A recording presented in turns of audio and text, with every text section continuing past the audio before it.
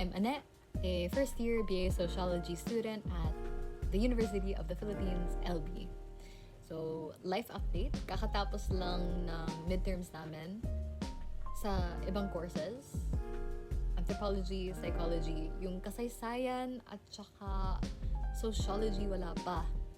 Pero feeling ko yung final output kasi namin sa sociology or yung SOC din ay yung thesis topic proposal na tapos na ako sa draft.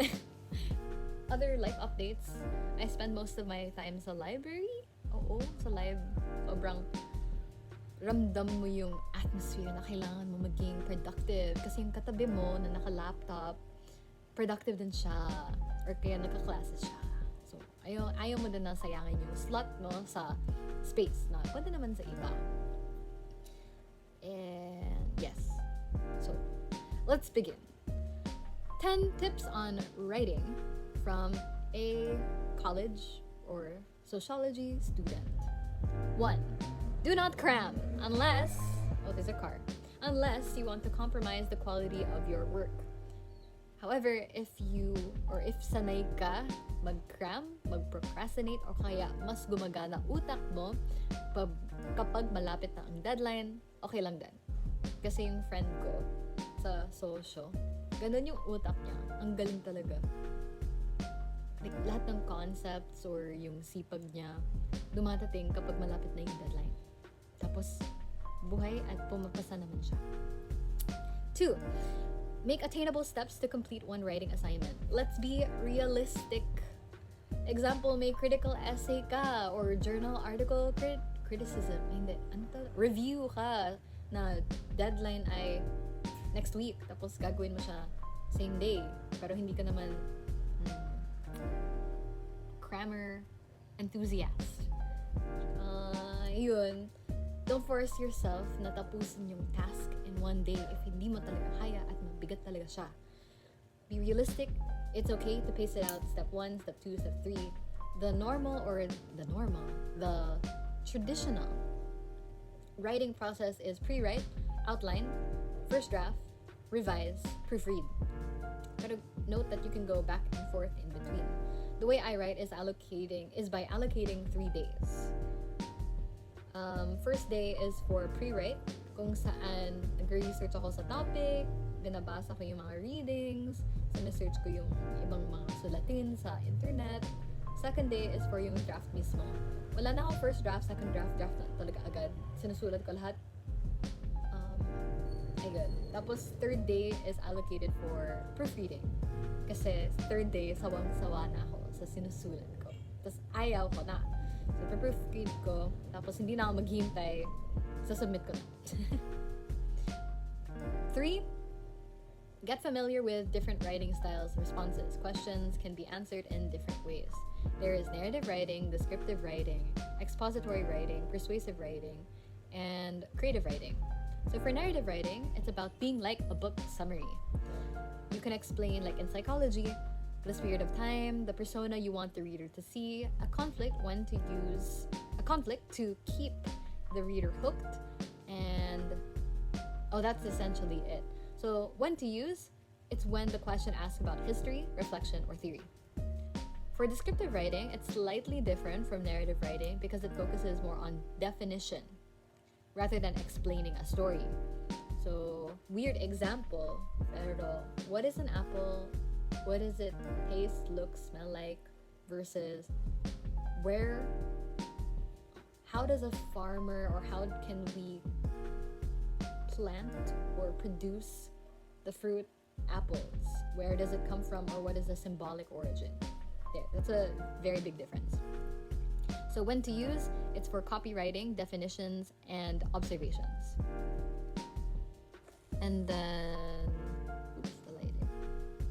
For persuasive writing, it is very, very important to lay out principle and practical arguments, have time to look at something's significance, implications to other scenarios or studies, and the ethics of something. Yung na-notice ko yung napansin ko sa persuasive writing ay importante na tumingin ka sa implications ng mismong kinekritik mo or yung topic na yan. It's not just about sa specific example, kung baga, ano pwedeng example? Example, cultural relativism versus ethnocentrism. So, pagkakaalala ko, ethnocentrism is using your own culture as a basis or standard to compare other moral acts, human rights, traditions, and cultures, again, to your own standard. Tapos, cultural relativism is simply understanding, accepting, and not judging other cultures based on what you are used to, like separating it, respecting it. The contingency there is, what if there are human rights violations as well as cultures that you don't necessarily see agreeing with on the international stage? Should you use or buy into ethnocentrism to prevent those violations, or should you respect it as you do not want to impede on their culture?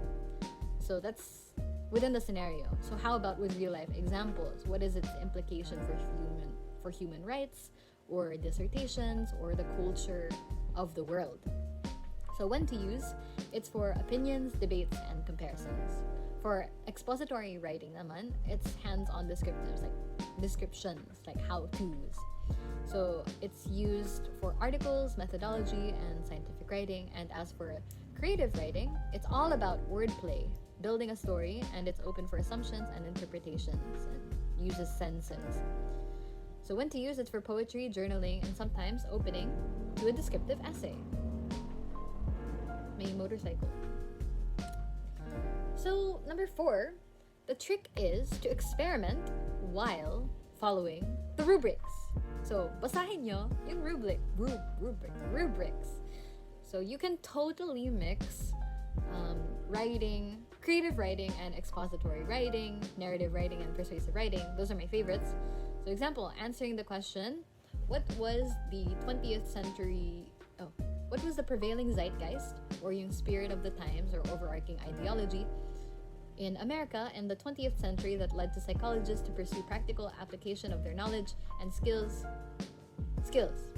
That can be answered in numerous ways. Example, you can start with a narrative explaining what are the technological or mechanical advances at the time. Then you can use expository to describe the process of the emerging industrialism at the time. Or kaya, you can use a creative line at first and then deconstruct that creative line and interpret it using a descriptive writing style.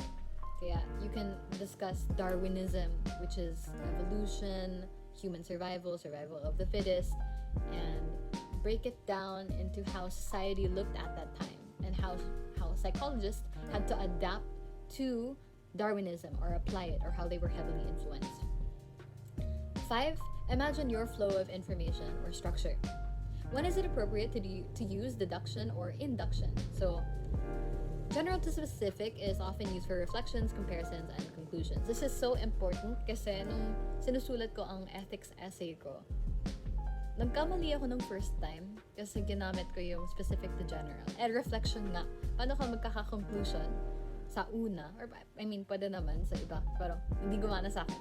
Paano ka magkakaroon ng conclusion sa una kung hindi mo pinakita ang thinking process mo para dumating sa conclusion na yan? It's a reflection. I think that deductive reasoning complements narrative writing, persuasive, and creative writing.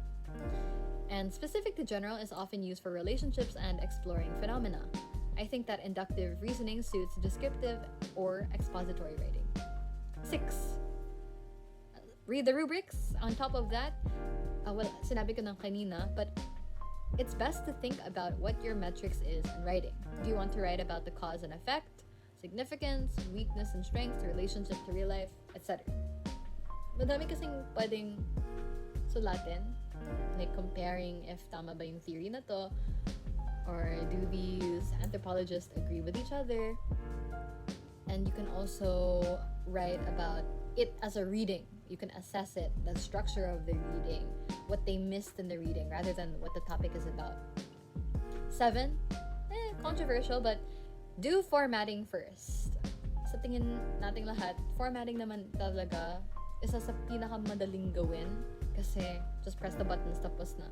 Kaso what if your 2-page essay surpasses the limit of a 2-page essay because you forgot that it had to be 1.5 spacing rather than 1.0 spacing. So you have to cut words, you might have to cut a paragraph, you have to condense your sentences. Ayan. So I would suggest do formatting first. 8, share your readings and writings with others, if possible. Dito exam reading, writing. You can learn a lot kasi by sharing how you write with other people.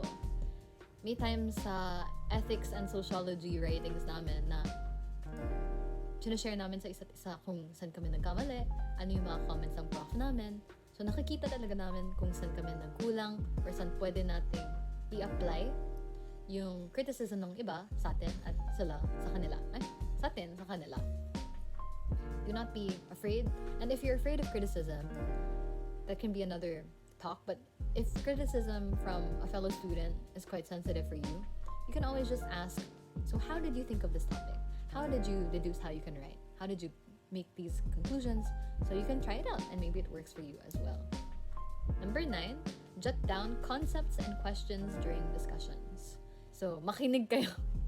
Makinig po tayo sa ating discussions. Admittedly, online classes, online lectures, especially sa theories, mga ganun. Sa akin, nahihirapan ako kasi, ayun, parang everyone else, nagsa-space out din ako minsan. Pero, pag nagbabasa kayo, pag may word that's unfamiliar to you, or if there's a concept that you want to understand through example, write it down. If you have a question, an ethical question about that topic, write it down. Kasi by the time that you reach the essay writing process, you already have a glossary of topics to choose from. And most importantly, number 10, treat yourself. Don't feel bad for craving coffee, chips, or whatever. Of course, I would encourage you to eat healthy and eat healthy snacks because, example, like nuts or dark chocolate. I should research on that. I think they have an effect on how you write because it is a healthier alternative. In this economy, I do understand if you crave chocolate instead. I crave ramen or instant noodles when I write. So, writing is draining. Reading is eye straining. That is the quote of the year. Period. Kaya, huwag kayong mag-guilty kung napagod talaga kayo sa pagsusulat. Kasi it's the brain's work. So you need to feed the brain in order to feed the paper. So those are my top 10 tips on writing. I hope they're helpful. I also read somewhere that journaling actually helps you write your essays. I'm not sure because I've been journaling for a long time, so I can't compare my writing before journaling versus my writing after journaling. And other online sources have also stated some helpful tips. And I want to say this, that if you are a writer and who doesn't like reading, I think your feelings are also valid because me personally, I have a very specific genre that I read. I don't read a lot of variety. I don't have a lot of variety. I only stick to true crime, investigation, forensic science, classics. I don't read romance. I'm kind of dabbling into sci-fi. Reading does help.